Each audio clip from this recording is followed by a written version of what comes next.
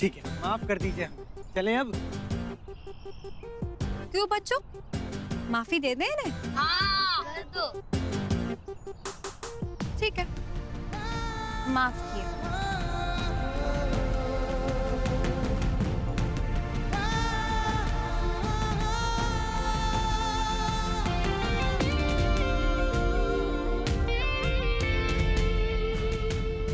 चलो बच्चों, हम चलते हैं अभी। अपना ख्याल रखना। Okay, bye bye. भावना, क्या पुलिस सही कह रही है कि इसमें शिवपाल का हाथ नहीं है? जानकी का खून उसके पति ने किया है। शायद अम्मा, अब तो यही लग रहा है कि वो अमीनाबाद गए हैं अपने दोस्तों के पास। यही कह के गया है वो सबसे। लेकिन भावना, जरा सोच कि शिवपाल की फितरत में किसी की भलाई करना है ही नहीं। बात तो सही है अम्मा, पहले तो मुझे भी ऐसे ही लग रहा था कि वो पुलिस से बच के भाग रहा है।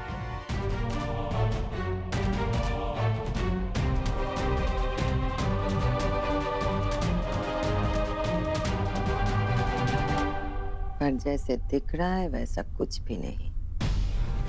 इतनी मुश्किलों से तो वो यहाँ जहर फैलाया है, और अब जब सब कुछ उसके मन के अनुसार हो रहा है, वो रातों रात भाग नहीं सकता।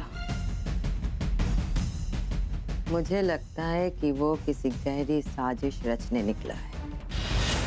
फिलहाल सबसे ज्यादा जरूरी ये जानना है कि वो है कहाँ।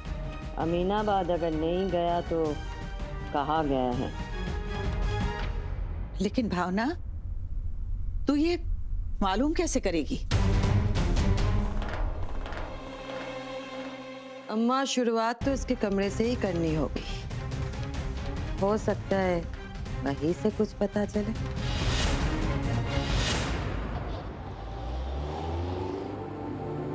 पता नहीं किस मनोज घड़ी में घर से आपके साथ निकले। जब से निकले परेशानी हो चले। शक्ल तो आपकी अच्छी है नहीं, तो कम से कम बातें ही अच्छी कर लिया कीजिए ना। हम भी तो ये कह सकते हैं ना कि ये सब जो हो रहा है सिर्फ आपकी वजह से हो रहा है। हम भी कोई शौक नहीं है आपके साथ आने का। अब क्या हो गया इसे?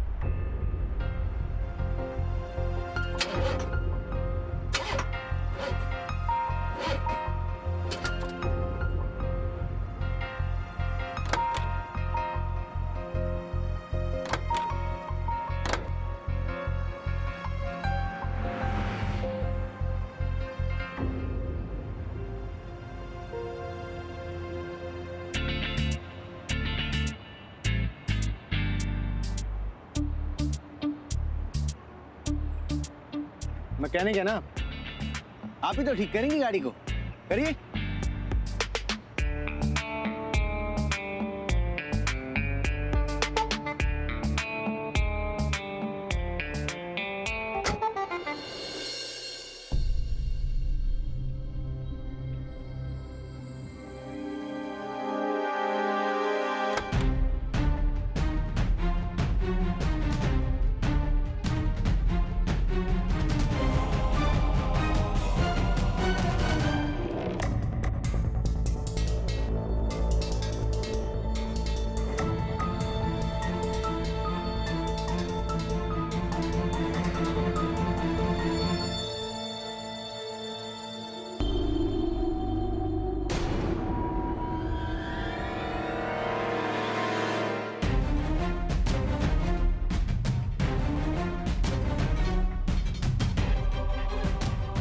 डायरी?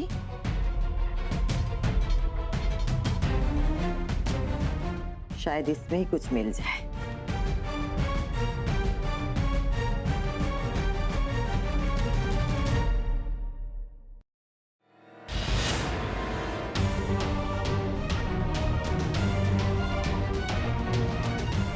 शायद ये डायरी से ही गिरा है। ओम ट्रेवल्स।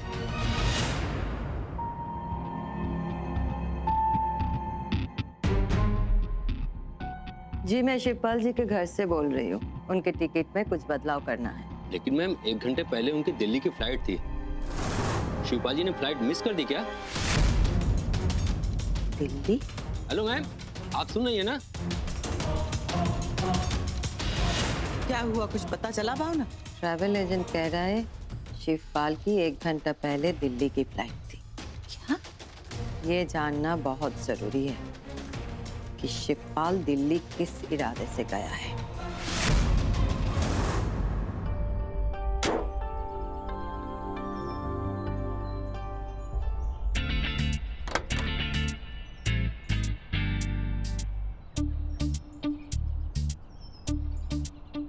बड़े 30 मार खान समझते हैं अपने आप को। ये बड़बड़ाना बंद कीजिए, लोग पागल समझेंगे। हैं हम 30 मार खान और कुछ। हाँ बहुत कुछ। लेकिन अब क्या बोले आपसे? अरे परी जी, गाड़ी चल रही है। अरे रुकिए जी। अरे कोई है? परी जी, हमें बाहर कीजिए, हमारे कपड़े अटक गए। अरे कोई है? अरे कोई हमारे पास कीजिए।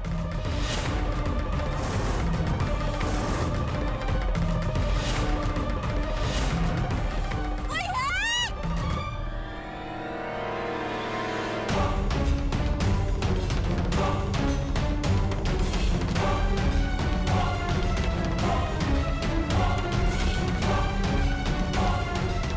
आराम से पकड़ के रखिए। सतु जी, संभाल के। हम ठीक तो है ना?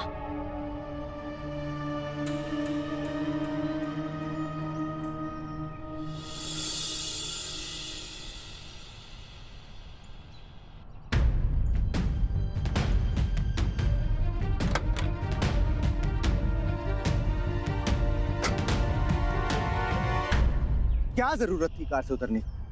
आज आपके चलते हम भगवान को प्यारे हो जाते। अब इसमें भी आप हम पे इल्जाम लगा रहे हैं। हमारे चलते ना आज आपकी जान बची है। हमें थैंक यू बोलने के बजाय अब हमें सुना रहे हैं। और नहीं तो क्या, गाड़ी में बैठी रहती तो कम से कम ब्रेक खींच सकती थी ना। और वो हैंड ब्रेक नीचे किसने किए? आपकी लापरवाही से हुआ ना। तू कौन और मैं खामखा? अरे हमने मदद की आपकी, उल्टा आप हमें दोषी ठहरा रहे हैं, हमें सुनाए जा रहे हैं। आपकी मदद नहीं मांगी हमने। वाह, भगवान ने गरीब ही दे, लेकिन आपकी तरह गलतफहमी ना दे कभी। चलो जो हो गया बैठिए गाड़ी में।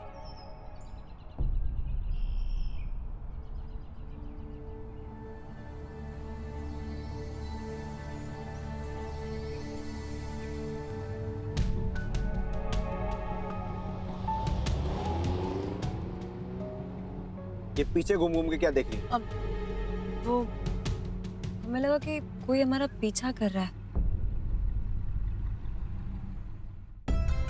पत्ते झड़ जाएंगे हानि तो। अरे भाभी, हमारा मन कर रहा है ना इन बाबा साहब की आरती उतारे हानि तो। हाय राम, बाबा साहब की इतनी बेइज्जती। पत्ते झड़ जाएंगे हानि तो। बड़े आए बुढ़ाऊ नकली।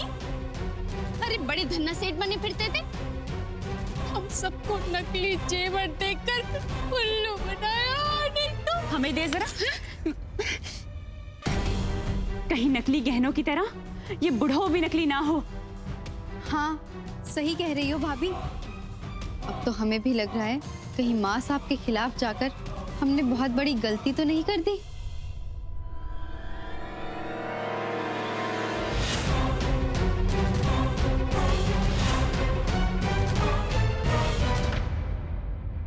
शिवपाल अगर दिल्ली गया है तो उसने अमीनाबाद जाने की बात झूठ क्यों बोली? अम्मा, इंसान झूठ का सहारा तभी लेता है जब उसे कोई गलत काम करना होता है। हो ना हो, दिल्ली जाना शिवपाल के षड्यंत्र का अगला चरण है। कोई ना कोई गुल वो जरूर खिलाने वाला है। पर आप चिंता मत कीजिए, शिवपाल के इस रहस्य में बहुत जल्दी पर्दा उठाऊंगी। माँ साहब, आप यहाँ? तुम लोगों को तुम्हारा हक देने आई हूँ।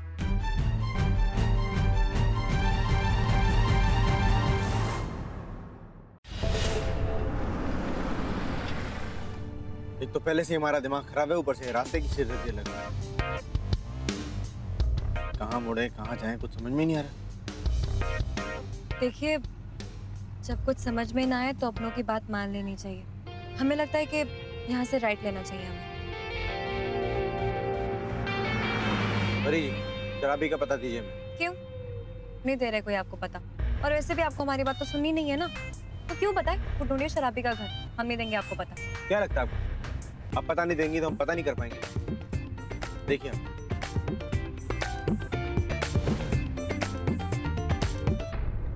अब सुनिए, ये गंजपुरा किधर है? आप इधर से सीधे जाइए। शुक्रिया।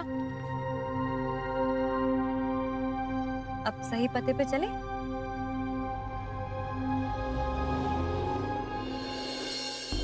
हाँ साहब, कहीं हम सबकी फिरकी तो नहीं ले रही?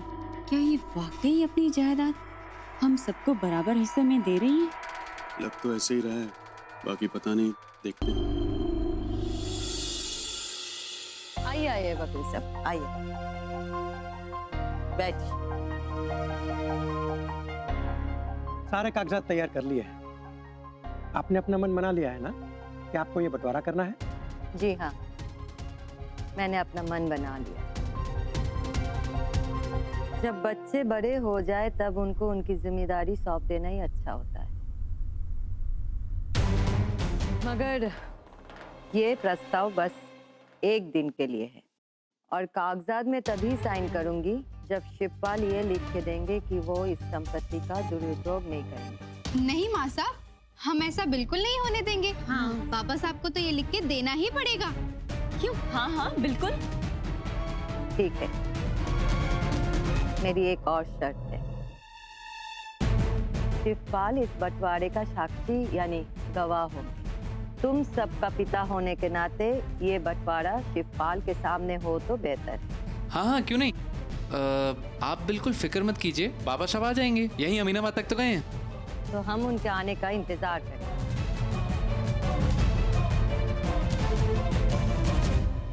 और बंटवारे की कार्रवाई उनके आने के बाद ही शुरू हो। जी बिल्कुल माँ साहब, हम अभी बाबा साहब को फोन करते हैं और उन्हें जल्द से जल्द आने के लिए कहते हैं।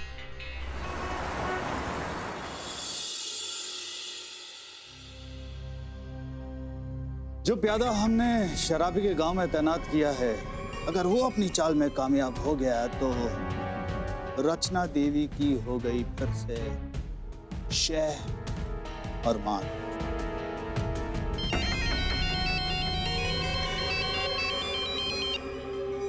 हेलो बाबा साहब, आप जल्द से जल्द घर आ जाइए। क्यों, सब खैरियत तो है ना? खैरियत ही खैरियत है बाबा साहब। बस यूं समझिए कि आप वक्त रहते घर आ गए ना तो सोने पे सुहागा हो जाएगा।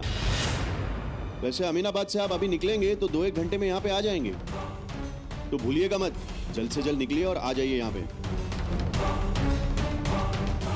क्या आफत आ गई कि 2 घंटे में पहुंचने को कह रहा है? ठीक है, तो हम 2 घंटे का इंतजार करते हैं, मगर याद रहे ये प्रस्ताव बस एक दिन के लिए ही है। आप चिंता मत कीजिए, बाबा साहब वक्त रहते जरूर आ जाएंगे।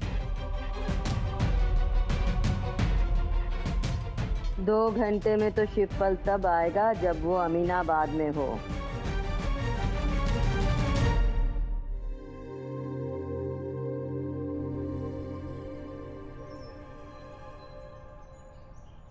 हाय रे दैया, परी भाभी, आप सत्तू भैया, हमें तो विश्वास ही नहीं हो रहा है। आप लोग यहाँ क्यों? मतलब कैसे? हम भी क्या क्या सवाल पूछ रहे हैं आपसे। आपको अंदर आने के लिए तो कहा ही नहीं। आइए ना, अंदर आइए। अम्मा आइए। अरे अम्मा, बाबूजी। बड़ी भाभी, ये है हमारी अम्मा और ये हमारे बाबूजी। अम्मा, ये है परी भाभी और ये है सत्तू भैया। कहाँ बिठाऊं आपको? शांत हो जाओ, क्यों पागल हो रही है? और कहीं भी बैठ जाएंगे, यहाँ बैठ जाते हैं ना। अच्छा, तो ये बताइए कि आप क्या लेंगे, चाय या शरबत? अरे शराबी कुछ नहीं चाहिए, इतनी दूर से सफर करके आए हैं, सांस तो लेने दो हमें। अच्छा बस पानी पिला दो। जी। माँ जी, अब आपकी तबीयत कैसी है? दरअसल भाभी, माँ को कभी कुछ हुआ ही नहीं था। उस चिट्ठी ने हमको बेवकूफ बनाया था। जब हम घर लौटे तब हमें पता चला कि माँ को तो कोई बीमारी नहीं हुई थी। तुम लोग सब यहाँ क्या कर रहे हो?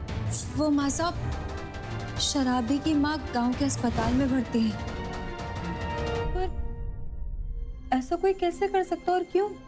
हमें तो कुछ समझ ही नहीं आ रहा। पता नहीं भाभी, हमें तो कुछ समझ नहीं आया। पर सच कहें, हम वापस आने के लिए तड़प रहे थे। तो फिर वापस घर क्यों नहीं आई शराबी? कैसे आते सत्तू भैया? हमने बड़ी भाभी, छोटी भाभी, यहाँ तक कि मंजली भाभी को भी पूछा आने के लिए, पर सबने हमें कहा कि अभी रुक जाओ, हम बताएंगे कब आना है। अब ऐसे में क्या हम जबरदस्ती चले आते? पर हमने कई बार तुम्हारा फोन लगाने की कोशिश की, तुम्हारा फोन भी नहीं लगा। हाँ भैया, वो हमारा फोन टूट गया था। कोई बात नहीं शराबी, अब हम आ गए ना, ले चलेंगे हम तुम्हें साथ में। पर भाभी, वापस जाने से पहले आप लोगों को हमारे इस गांव में रहना पड़ेगा। देखिए, शादी के बाद तो आप लोग कहीं गए भी नहीं होंगे ना, तो बस अब आप कुछ दिन के लिए हमारे इस गांव में रहिए। आप लोग की नई नई शादी हुई है? ये तो बड़ी अच्छी बात है, और आप बड़े अच्छे वक्त पे आए हैं। आज मंदिर में शिव पार्वती की बहुत बड़ी पूजा है। हाँ बेटा, कहते हैं कि शादी के बाद जब एक पति अपनी पत्नी को हाथों में उठाकर मंदिर की सीढ़ियां चढ़ता है और शिवलिंग के साथ फेरे लेता है, तो भगवान शिव जी उन्हें गणेश और कार्तिकेय जैसी संतान देते हैं।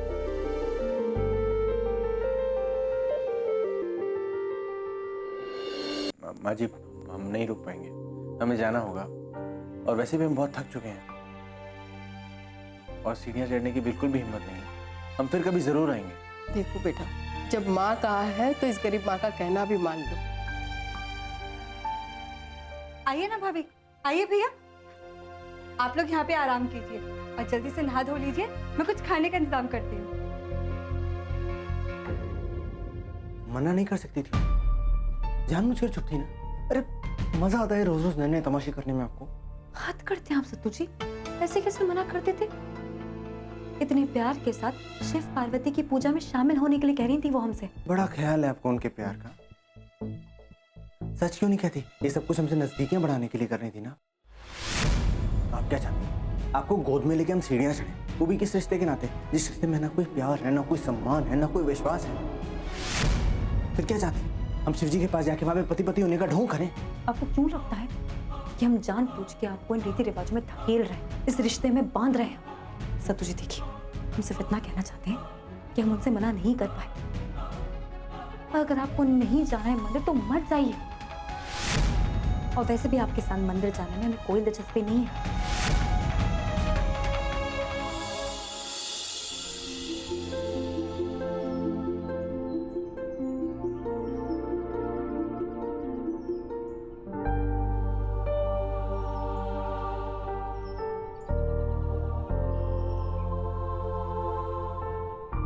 साथ साथ कितने प्यारे लग रहे हो आप दोनों, बिल्कुल शिव पार्वती की तरह, है ना शराबी? आप लोगों को किसी की भी नजर ना लगे। चलिए माँ जी, पूजा शुरू करें।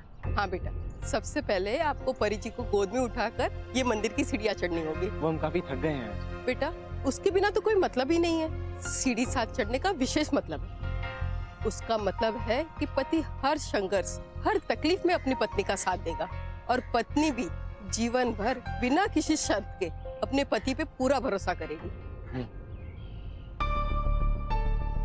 चले?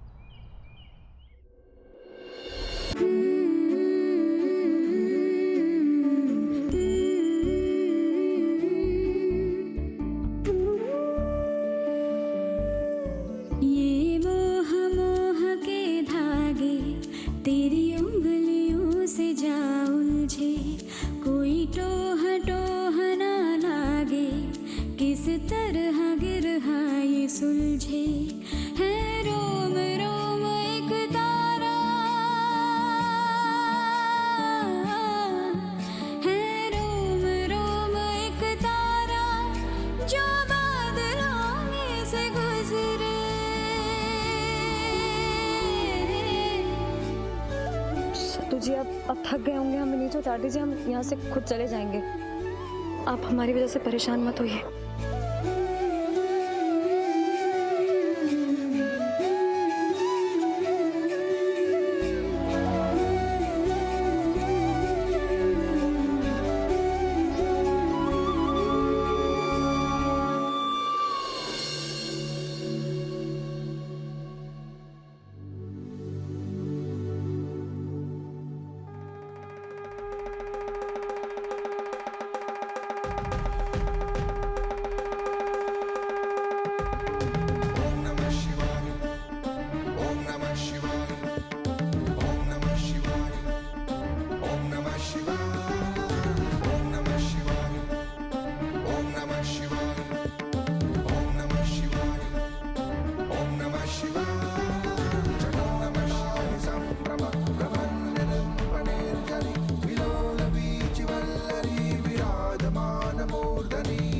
ये लो बेटा, ये मांग में सिंदूर अपनी पत्नी के नहीं डालोगे तब तक आपकी ये पूजा अधूरी रह जाएगी। लो।